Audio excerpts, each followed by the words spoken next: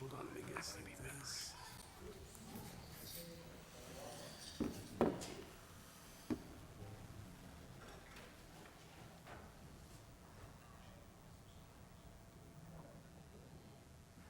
This conference will now be recorded. All right, we'll bring the meeting to order.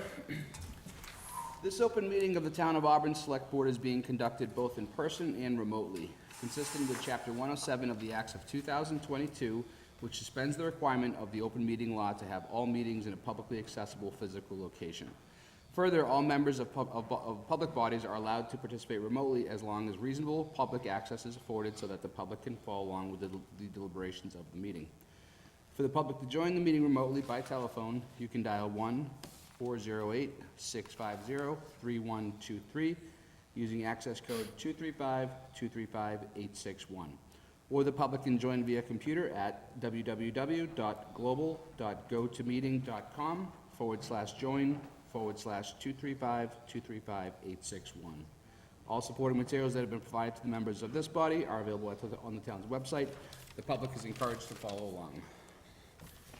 All right, we have all members here in person, no need for roll call, so we'll rise for the Pledge of Allegiance. I pledge allegiance to the flag of the United States of America and to the republic for which it stands, one nation, under God, indivisible, with liberty and justice for all.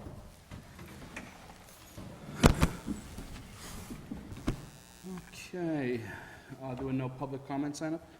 Let me just check the sheet. No, okay. All right, seeing none, there's no hearings or presentations, during any communications, so we'll go to select board items. Agenda item 5A, common vic license for Diamond Chevrolet, Incorporated, 54 Faith Avenue, Auburn, Mass. So you guys have the items in your packet.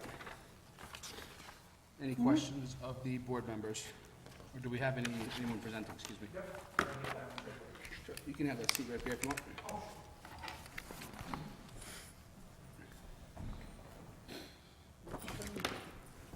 And this is really just a renewal? Yeah. Okay. All right. All right, so it was pretty standard, you don't have any presentation to give or anything at the? Nope. Okay. All right. Any questions of the board members? No? No. Okay. Town administration? Nope. All right, seeing none, do we have a motion? I'll make a motion to approve the license, provided that all applicable requirements of the state and town and any of its departments, boards, and commissions have been fulfilled. Said license is subject to all the conditions stated upon it. Failure to comply with any and all of the conditions shall invalidate the license and render it null and void. We have a motion, do we have a second? Second. Motion and a second, all those in favor? Aye. Aye. All those opposed? I'll abstain. Okay, it is a vote. All set. Thank you. Thank you, sir. That's it. Thank you very much. Nice and easy. Yep. Thank you very much. That was awesome.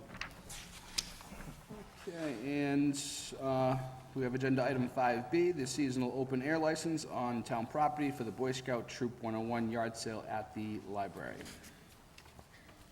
And again, do we have anyone presenting on that matter?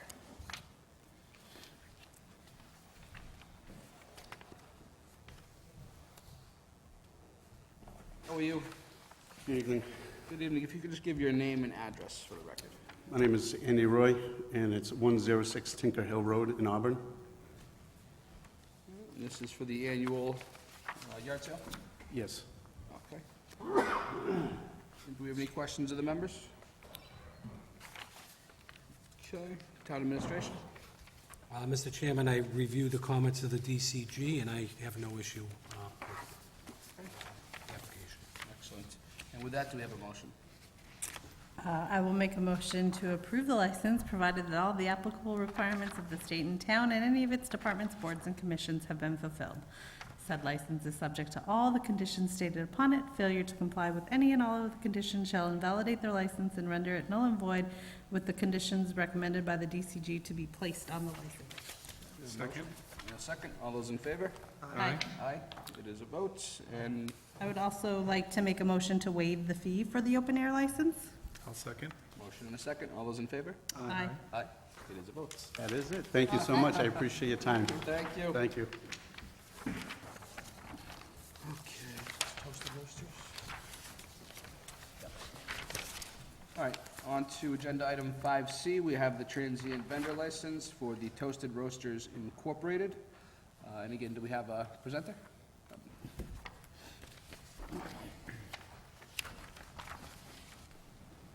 Good evening. How you doing? Good, how are you? Good, good. And again, if you could just give your name and address for the record. Name is Marco Petrie. Address is 81 H-Foot Road, Charlton, Mass. In Charlton? All right.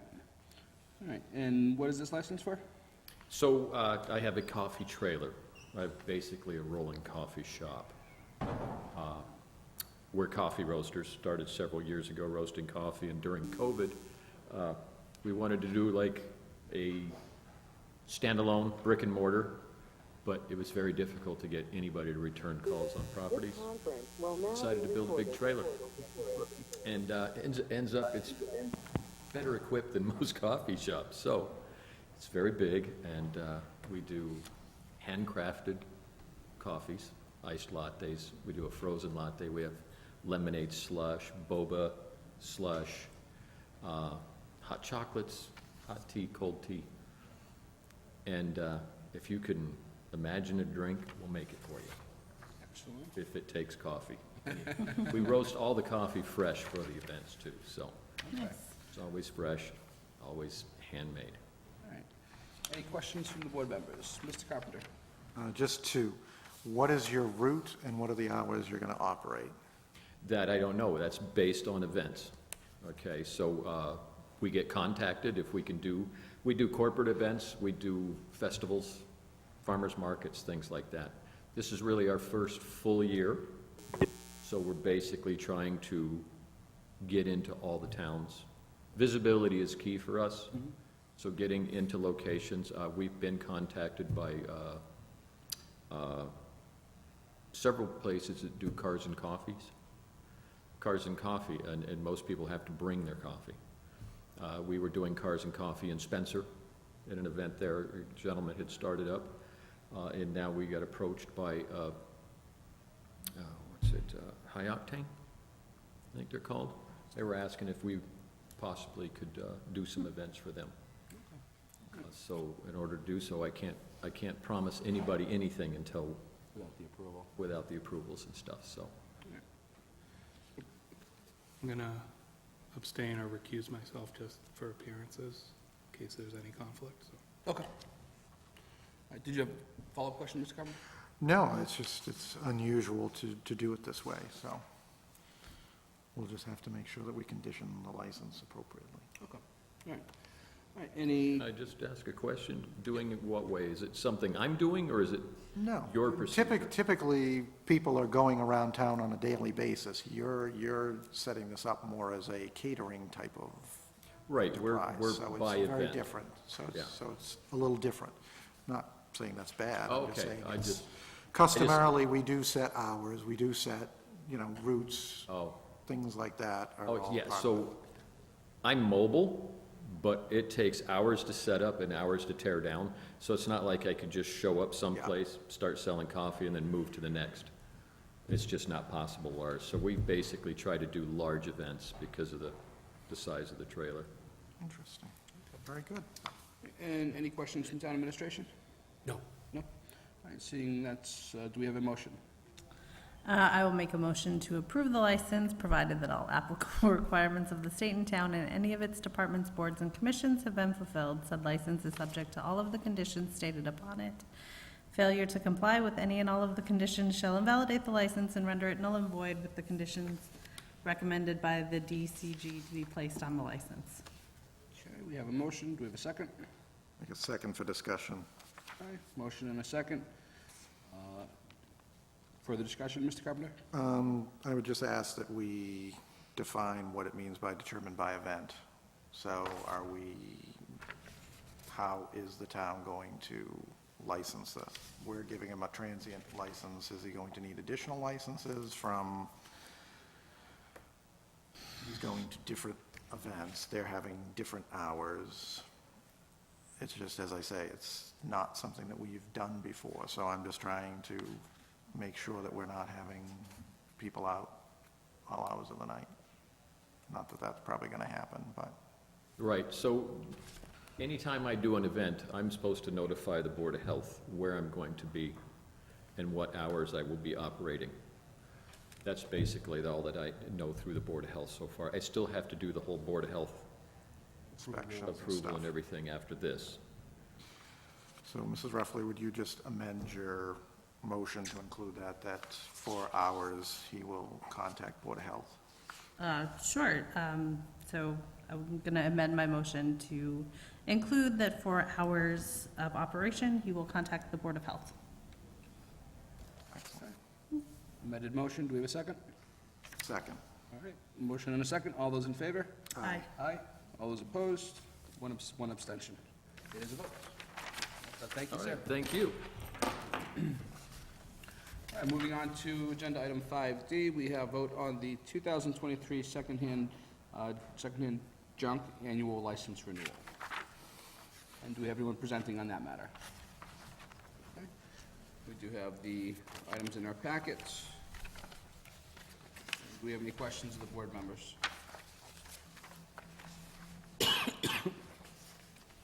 Okay, seeing none.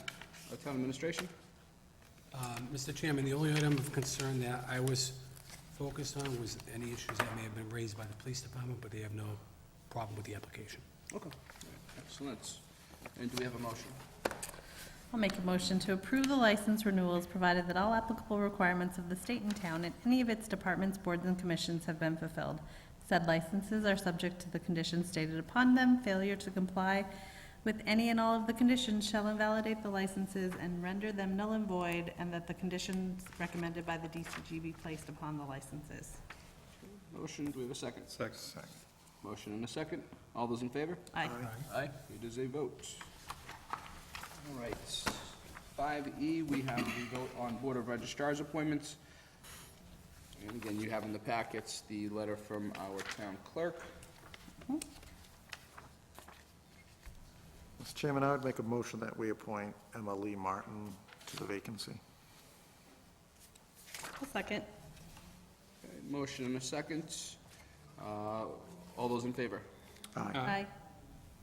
And one opposed. It is a vote. Sorry, I thought we were gonna have a little more discussion on that. That caught me off guard.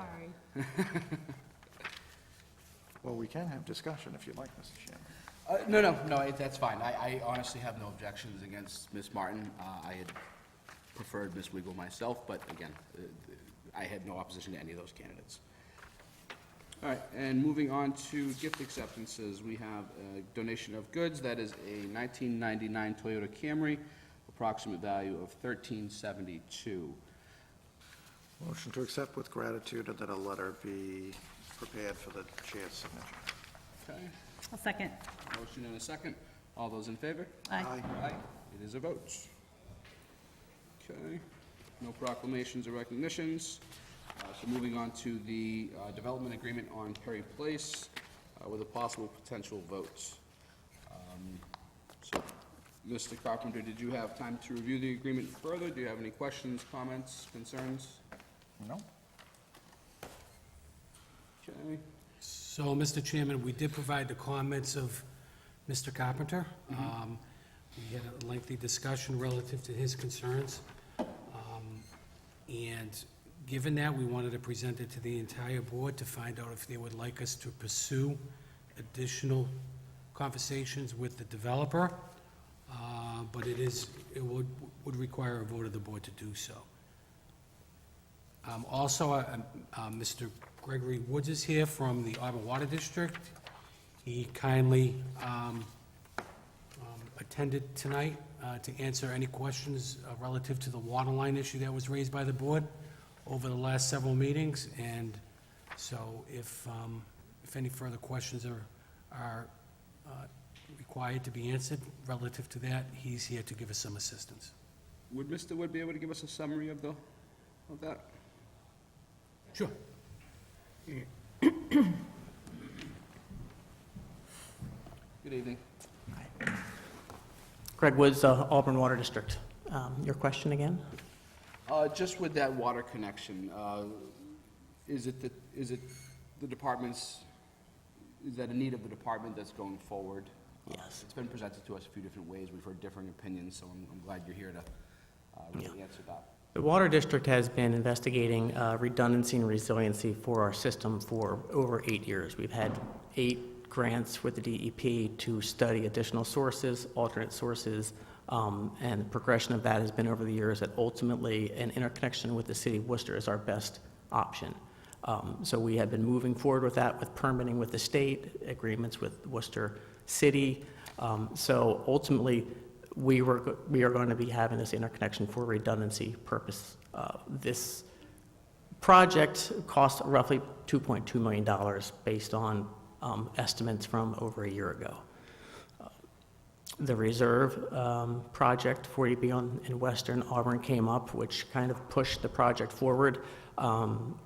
Eastland had offered to assist us. They're still going to pay all their appropriate connection fees, but they offered to do a portion of that project. And then when the developer for Perry Place came in, they has offered as well to help expedite this process. Okay. But this process would go through either way, either whether it be the developer or the ratepayer? Correct. Ultimately, I mean, the district would have to pay for that, have to get the bonding and add that to our debt services. So that is one of the many capital improvements that we would be considering. We have a treatment plant to construct on South Street to eliminate the arsenic condition there, and then with the proposed EPA regulations that are coming down the pike for the PFAS compounds, that's another probably $10 to $15 million. So that's just one of the many pieces that we are thinking about when it comes to how to use the reserves that we have and not pass that on to the ratepayer. All right. Yes. So is that redundant connection required to provide them service for this proposed development? No, we can meet maximum day demand, and that's what the regulations call for. You have to be able to meet maximum day demand with your largest source offline. We could meet both reserve, we could meet the reserve and Perry Place maximum day with all of our sources online. With one of our major sources offline, it gets close. But to your point, we could. Through the chair, can I ask, so you said a portion of this is going to be funded through the Eastland project, and the other portion would possibly be funded through this Perry Place. Would it be going through regardless if the Perry Place funding did not come through? Yes, ultimately it would. It's one of our considerations, whether we would spend the money to do that. But ultimately, the goal is, again, this has been a long-term project for us to have that redundancy should we lose a source on our Church Street or on Walsh Avenue. So the developer estimated that it was around $700,000 that they would be paying into it.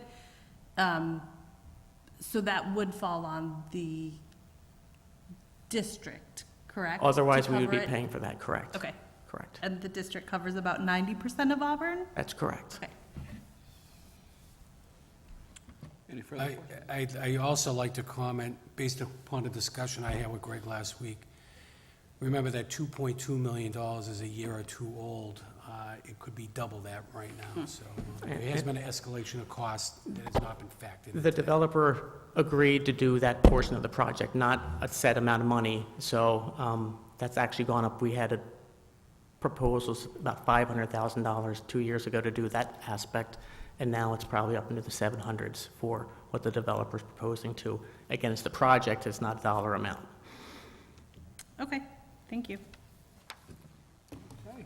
Yeah, thank you. Thank you so much. I do have one question, Mr. Chairman, Yep. before Mr. Wood leaves. Oh, sorry, Mr. Oh, Levy, sorry. hold on for that question.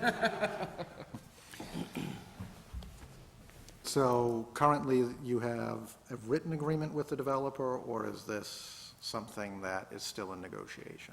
We do not have, we have a verbal confirmation at a meeting with the district, but we will be working up an agreement, a legal agreement. Okay, thank you.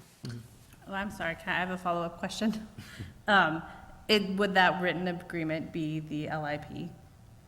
Or would you have a separate written agreement? I think it would be I think it separate. makes reference. We would reference the, Okay. Thank you.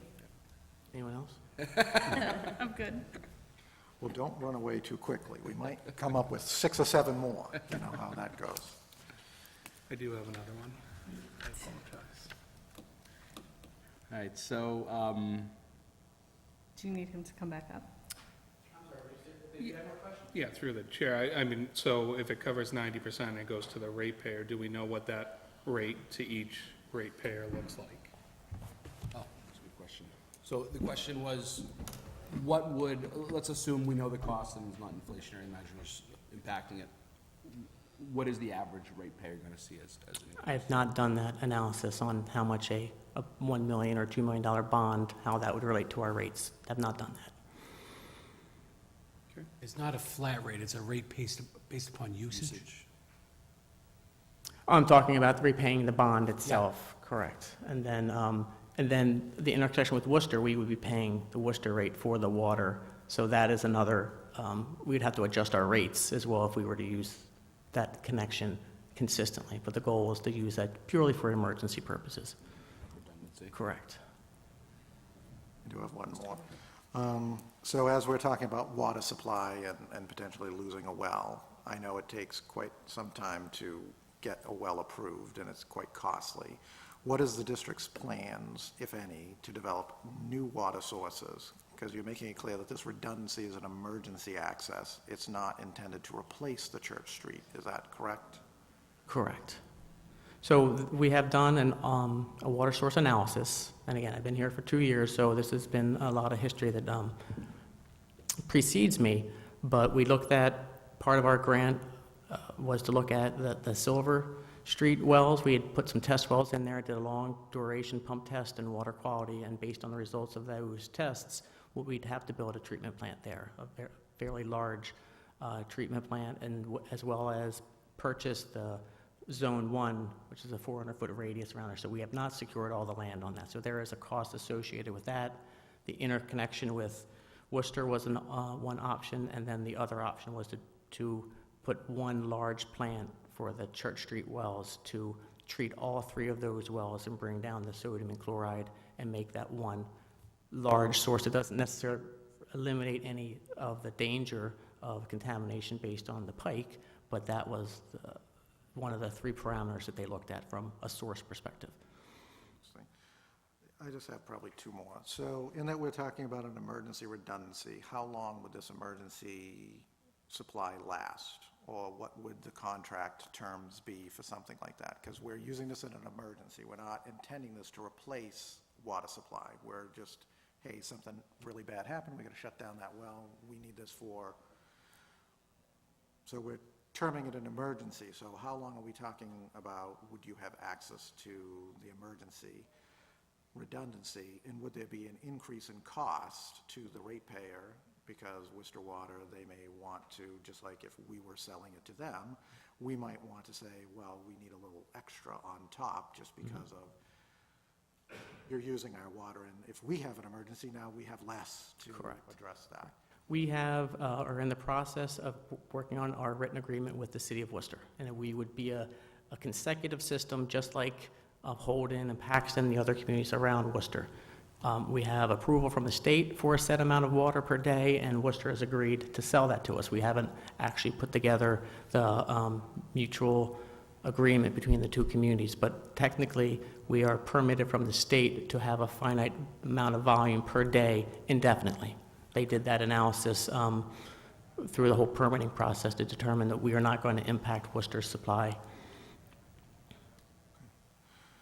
And do you anticipate that there might be an offset? There still may be cost to the ratepayers because we are sourcing it from a neighboring community. Correct. That's something that we have not discussed or investigated yet, but obviously it would be, okay, we're going to be looking at a 6-month downtime, then we would have to do the analysis on how that we would transfer that increased rate that we're buying the water from Worcester onto the ratepayers and come up with something that's equitable.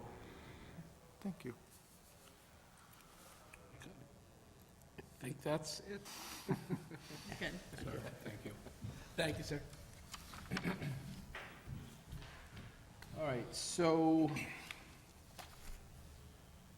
did everyone get to review the changes that were recommended to the agreement? Yes, so are we looking to go back, you're looking for a vote to go back to the developer with these? Yeah, I think we have a few questions here as far as whether we want to bring these back to continue negotiations with the developer, what that timeline looks like.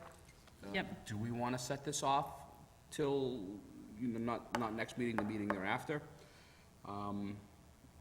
But we don't want to lose time either, so.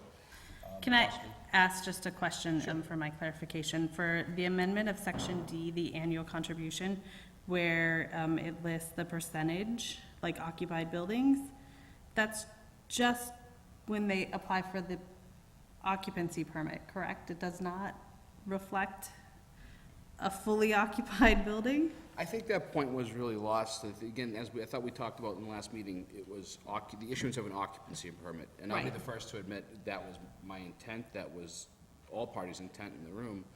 It definitely didn't read that way, so I understand where you guys were coming from with that.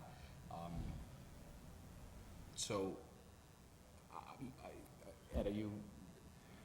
Well, I believed it to be just a flat amount each year after one was issued, one occupancy. Okay. so is there a timeline associated with that? I don't know what the phased-in approach is. I'm not so sure. They know whether it's gonna be over a 1 year, year and a half, 2 years on a phased approach. But I think once they get an occupancy for each building, that would trigger the $20,000 payment. So I think we would be looking for the maximum amount and not a prorated portion, because we'd be shortchanging ourselves. We wanna make sure we get $20,000 a year for a 5-year period. And I think the occupancy, full occupancy, and I agree with the chair, if there's a vacant, a rental, once they get the occupancy permit, that triggers the payment. Correct. Because there's always gonna be a vacant apartment or two. And then even from that, so is it 3 months from occupancy permit issue? Is it 12 months from that? Like, so I still think there needs to be a timeline associated with that. Oh, I assumed that once the permit was issued, that was Right. Well, where they're it, not cutting the check at that moment, are they? I mean, it'd be nice if they would, but I would I assume. think a reasonable amount of time after the last occupancy permit is issued. Because I'm sure they're gonna do it in a phased approach. After the last, but we don't even know what the actual project's gonna end up looking like. 3 buildings.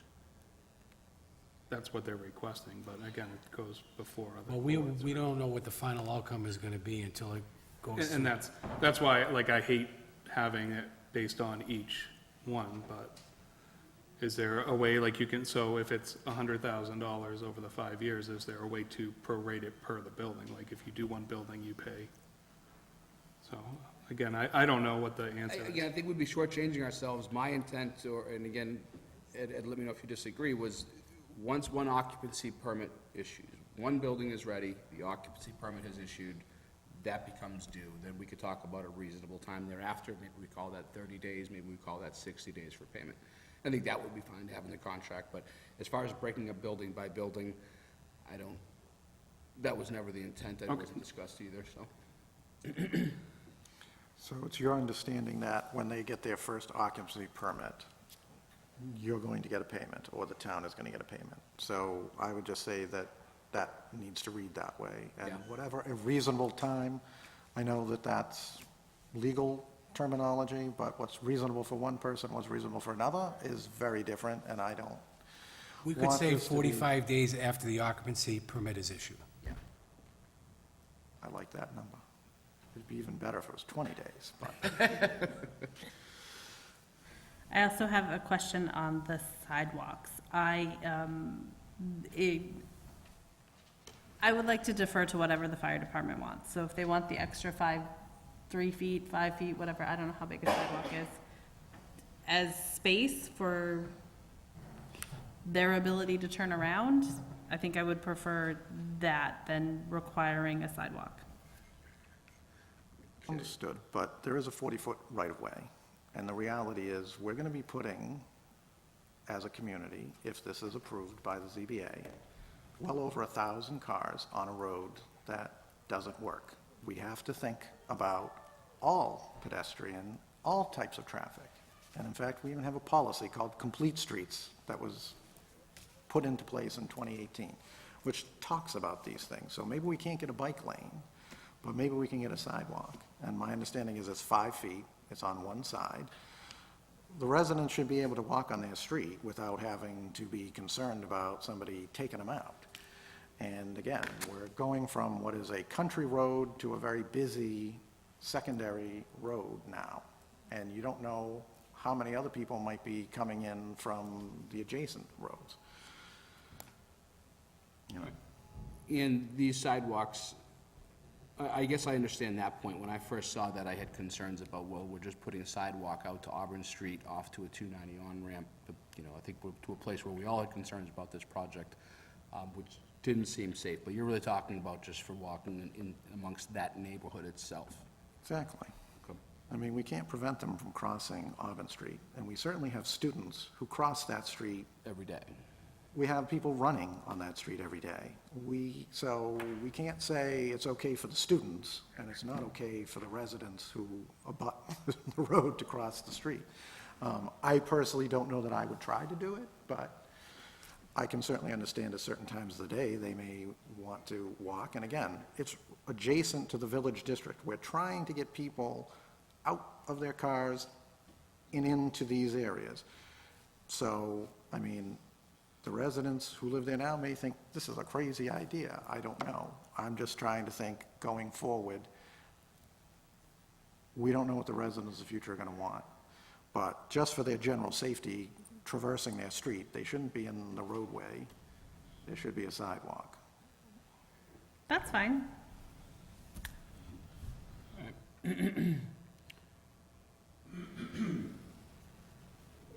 Local preference by way of lottery. Yeah, that was something that we did negotiate with Eastland, and I think that, you know, we want Auburn residents to have a preference. You know, that to me just makes sense. Penrose projects had priority or priority for Auburn Yes. residents as well. Okay. My recollection is there are some limitations on it, but, you know, any advantage we can give to people who already live here, Yep, and we do have a precedence for that already. you know. Okay. And,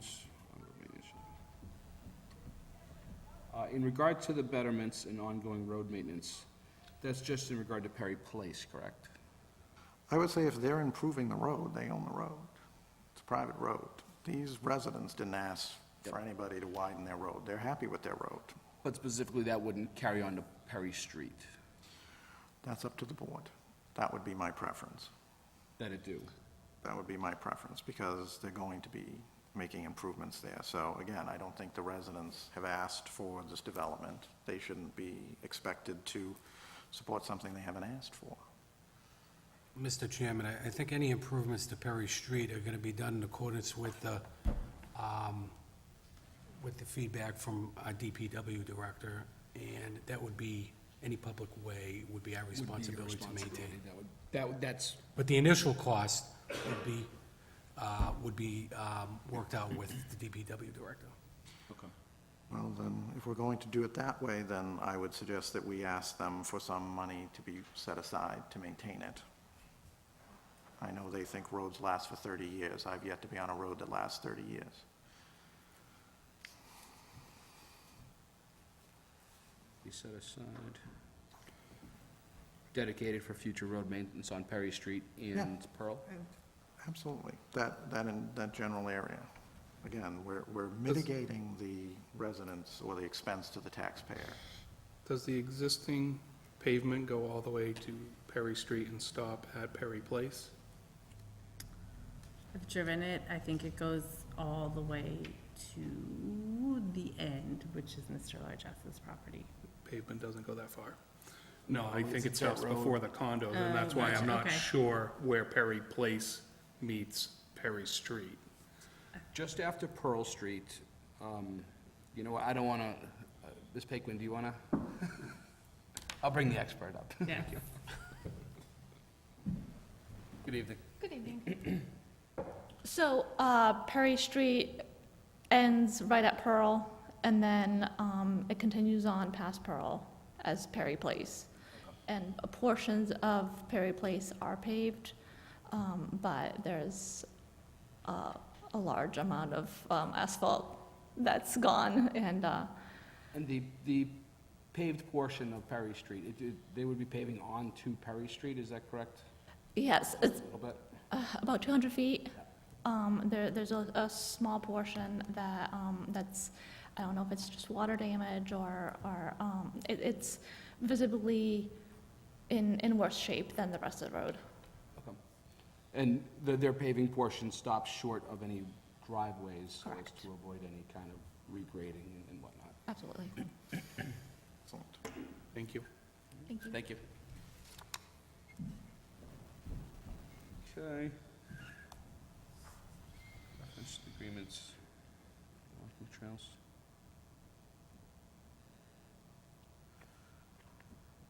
Okay. I don't think the walking trail maintenance would be an issue, given their statement that they'll be owning the property and maintaining it. So I don't foresee any issues there.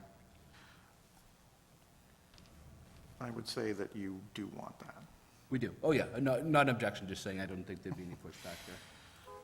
And we also have to keep in mind, they may not own it, you know, forever. They may decide, once they build it, there's more profit in selling it to somebody, you Yeah. know. Yep, all we can speak to is their intent today as they relate it to Exactly, us. so, and protect us in the future. Yep. Okay. All right, so what do you guys want to do with this?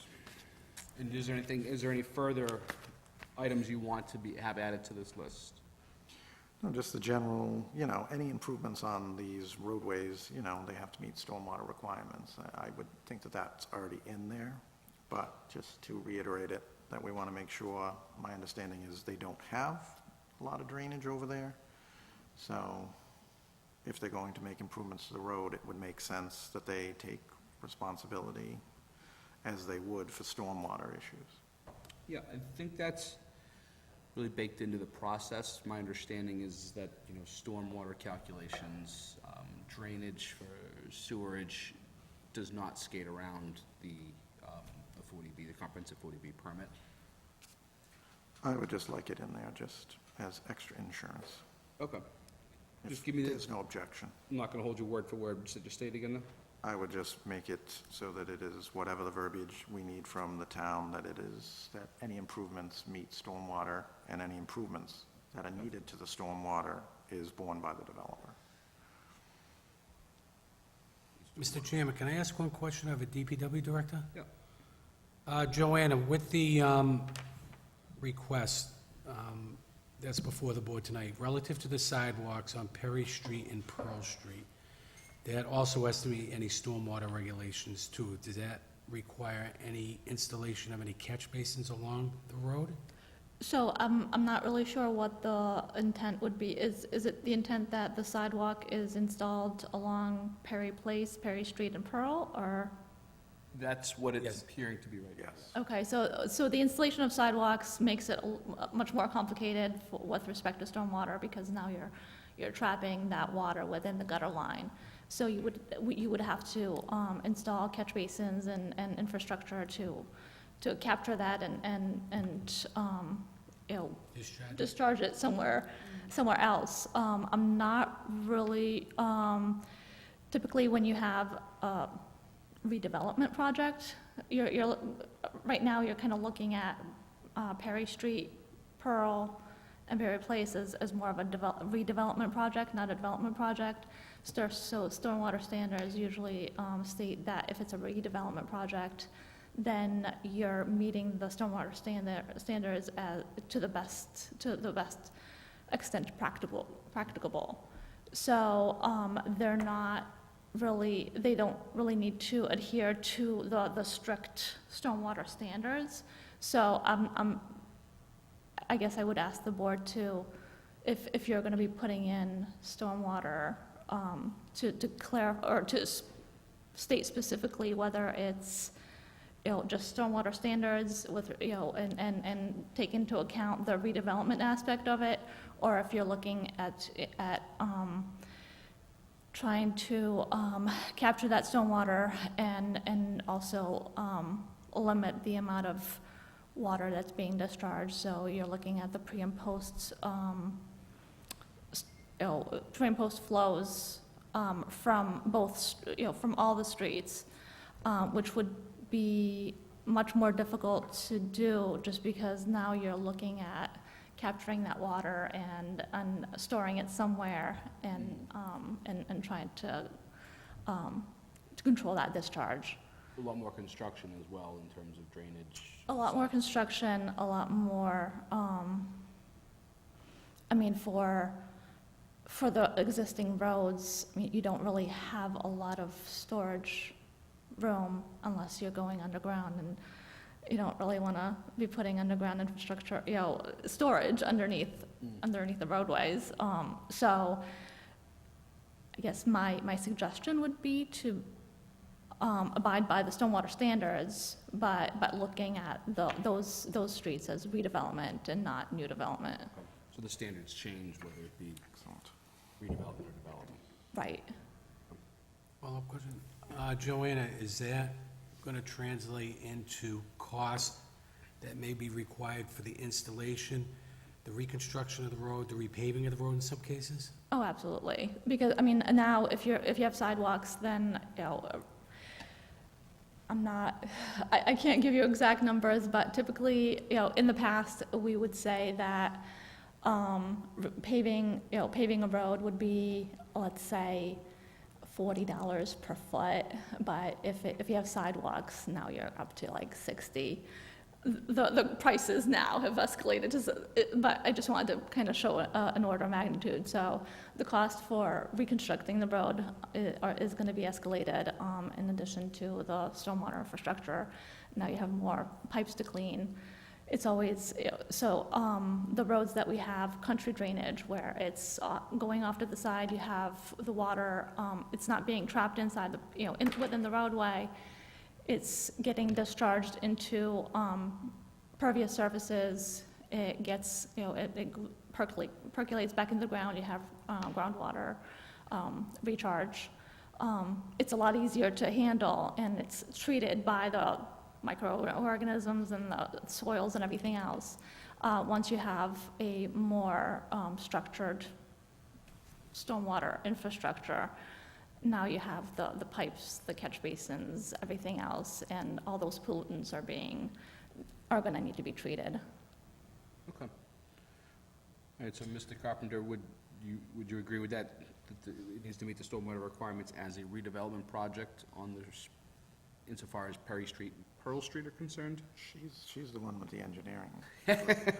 So I'm happy to take Can I advice from Ask, her. are those streets up for redevelopment soon anyways? Perry Street, I think it's in pretty good shape. It's not really on my radar. I would have to revisit Pearl. But I would assume that they were all constructed within the same time period.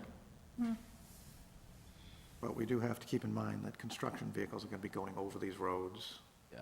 and you're going to have a lot more heavy traffic. So what's wonderful now is, that's why I'm saying, let's ask them to do from front to back, because when it's done, you don't want it looking like something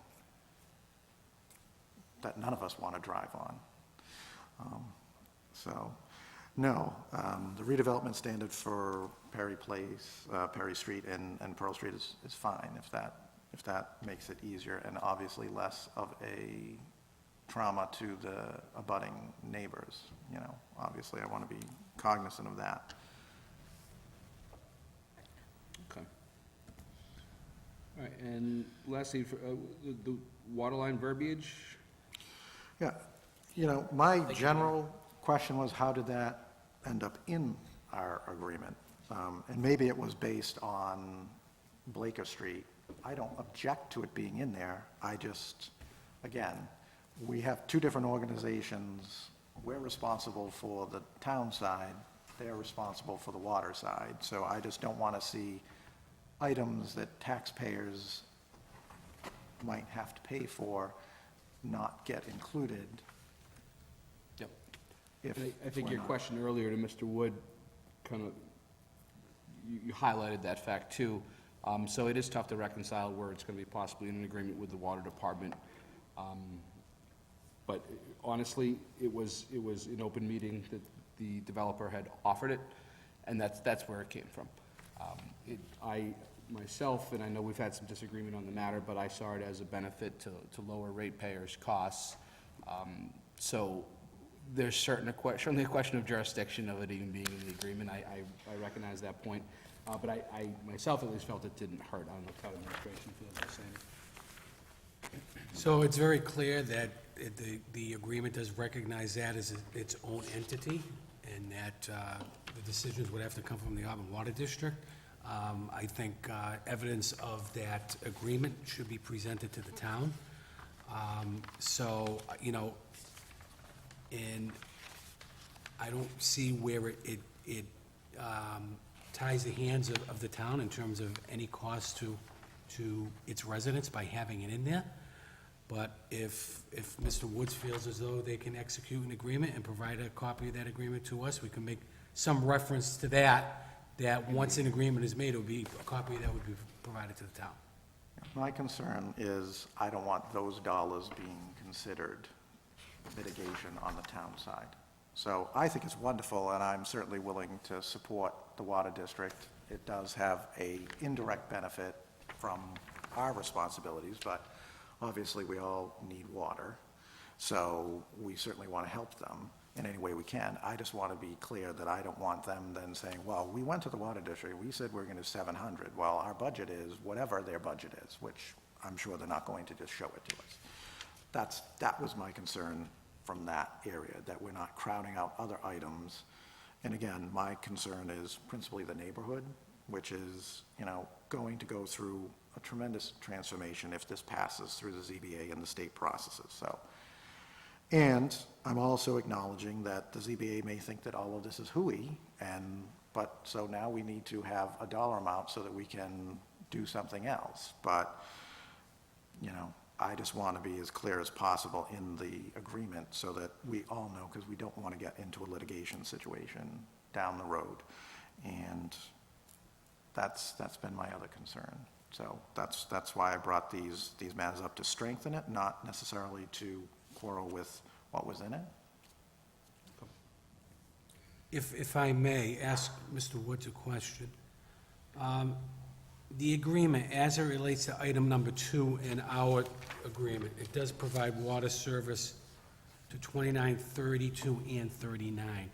Does that master agreement make reference to providing water services to those residents in our community, or is it a separate agreement? No, it'll be a separate standalone agreement just for the work to do the interconnection. Okay, I just didn't know if the two were tied, and maybe that's why it was in there. No. I actually have one more question, Mr. Wood, so I apologize.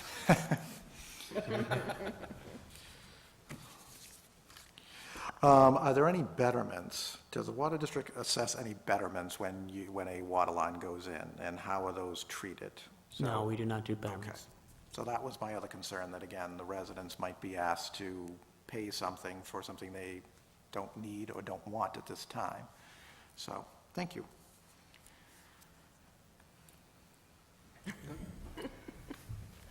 All right, so I guess it's probably time for a motion. Do you guys want to instruct further negotiations in the matter in line with these notes here?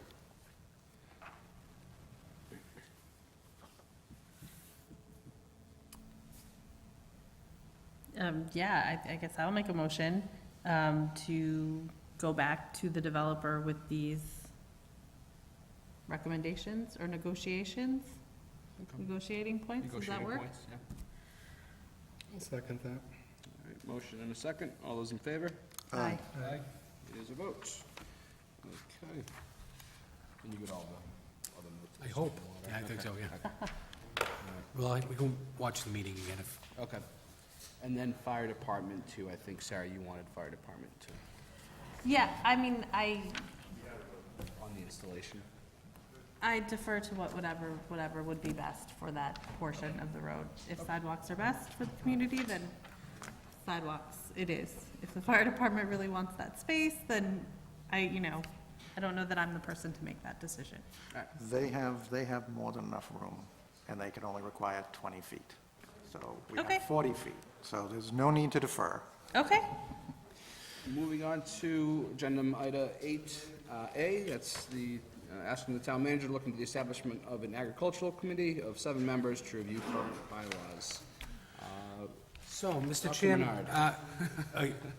the bylaw review committee did meet tonight, and I don't know the outcome of their discussions, and Adam is here to report the status of that. Good evening. Good evening. So, as the town manager just said, the bylaw review committee met just a little while ago, and they discussed the agricultural committee, and they have no problem whatsoever with this committee being formed. They didn't feel they had the specific expertise to really deep dive into some of these problems that DDS has been having. They did indicate they fully support and help out in any way they can. If new bylaws are being proposed or changes, they'd be happy to review them when the time comes. Okay. All right. Thank you very much. Welcome. All right, so for discussion, the zoning bylaw review committee is they're passing the football over to us, so how do we feel about this agricultural committee to, again, take a second look at that proposed zoning amendment for animals? Chairman, I would make a motion that we request the town manager establish an agricultural committee. I'm not going to specify the members. I will leave that up to his discretion to review the current bylaw. A second. All right, motion and a second. All those in favor? Aye. Aye. Aye. There's a vote. Okay, and do we have any edits, comments on the minutes of March 27th? Seeing none, I'll entertain a motion to adjourn. So moved. Second. All those in favor? Aye. There's a vote. Good meeting, guys. Alrighty. Just so you know, they're all good meetings. No, the last meeting was definitely not a fun meeting. I didn't say it Not was, the joint meeting, but the doesn't one have, before that was doesn't not have to be fun. They're good. fun. No, it was unnecessarily. Adjourned, yes.